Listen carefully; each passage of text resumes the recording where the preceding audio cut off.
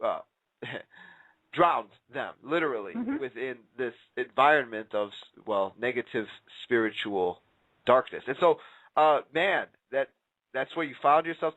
We're going to come back to prayer because we'll probably hit that towards the end of the program. I just want you to go ahead and continue to describe the kind of harassments that you were going through. People don't realize how powerful prayer is, and the dark side definitely knows it, and Satanists know it. It's energy and it's power. They know that. And one of the things I was going to mention next are curses. They can, if you start having bad luck in your life, I mean, they can actually. It doesn't have to be a human that places a curse. It can be a demonic spirit that draws the evil to you, bad things that can happen to you. So you can get attacked in the physical realm. It appears indirect, but it could be from actually the demonic side. So, but then prayer is the key to all that. And people don't realize, Christians don't realize how real the supernatural is and how prayer works and how powerful it is. It is a weapon. So, should I move into some of the physical things that started happening? Yes, let's go ahead and transition into that because we're definitely coming back to prayer. But let's get the story out. Okay. Well, I started having,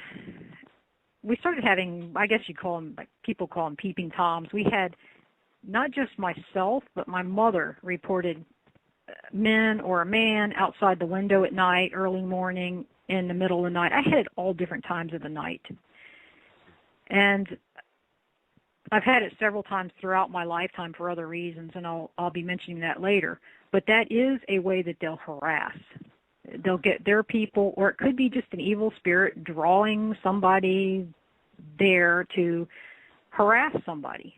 It could have been, sometimes there could have been young boys outside my window. I don't know, but I can't rule that out. But the fact is it wasn't always.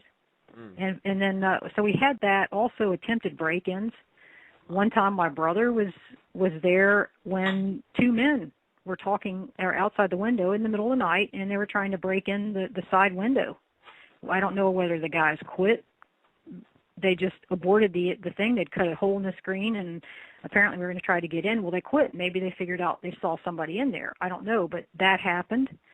We had a break-in where someone came. I could hear them coming through the house when the heater turned on. It was like the first cold snap we had, and the heater, when it would turn on, it would make a noise. And this person had squeaky boots, and every time the heater would turn on, the person would walk, and then it would quit when the heater would stop. But I heard this person make its way into our house, down the hall, to my room, and I was pretending like I was asleep.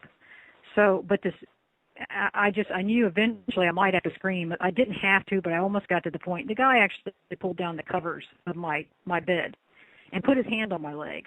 Oh my! He leaned over me. I could feel his breath on me, and I was getting ready to scream, and then he dragged his hand off. Well, then he went down. I could hear him move through the hallway down into my mother's room. First my brother's, and then my mother's room.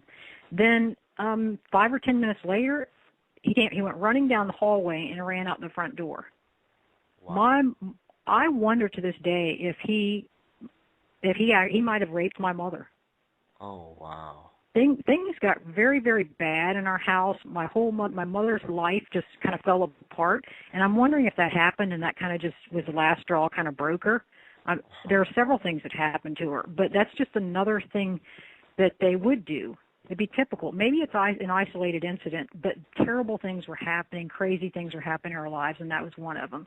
She did say that she told me that she had gone to pull the covers up, and there was I didn't tell her what happened to me. She told me what happened to her, but unless she didn't tell me the whole story, but it was that she reached down to pull her covers up and felt a man's hand on her leg, she said. And I hadn't even told her what had happened to me. Wow. So weeks later, we wake up, and in the morning, nobody in the house heard a sound. And I mean, I slept light. Wake up in the morning, and her antique bed, a big, tall bed, heavy bed, is sitting in the middle of her bedroom. The carpet which is not tied to the floor. It was a terrazzo floor, and the carpet would easily slide. The carpet was sitting the way it always did, but her bed was in the middle of the room and at an angle. And a couple of things were knocked over. Apparently, somebody had knocked stuff over, and nobody in the house heard a sound. We have no idea how that happened. We didn't know whether it was something from the supernatural, which we knew was very, very possible, or if somebody broke in the house and none of us were awake. But that was strange. So we had that, and then after that, I mean, we just slept in my mother's room for months. We were scared to death, all of us, because of what was going on. Mm-hmm. So that was another thing that was happening, is that we started getting harassed by the police helicopter. Wow. And I think it was the police helicopter, because at that point, fairly new, there was a police helicopter that started staying at a small airport that was a couple of blocks away from where I lived. Mm-hmm. That was fresh, where they had the new helicopters with the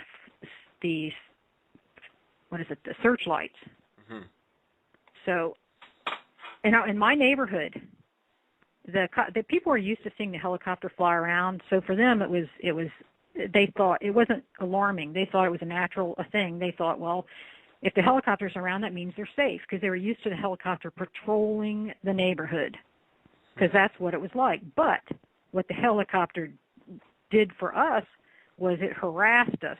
It was mainly my younger brother and me, that we would, in the middle of the night, that thing would come shining its light into the bedroom window. It would hover low and shine the lights and follow us through the house, shining the lights. We'd be hiding under beds. We were scared to death. And it's like he and I both had memories and didn't know it was like, it still seems like a dream, but not a dream, of a man in a black suit, like a bodysuit. Okay.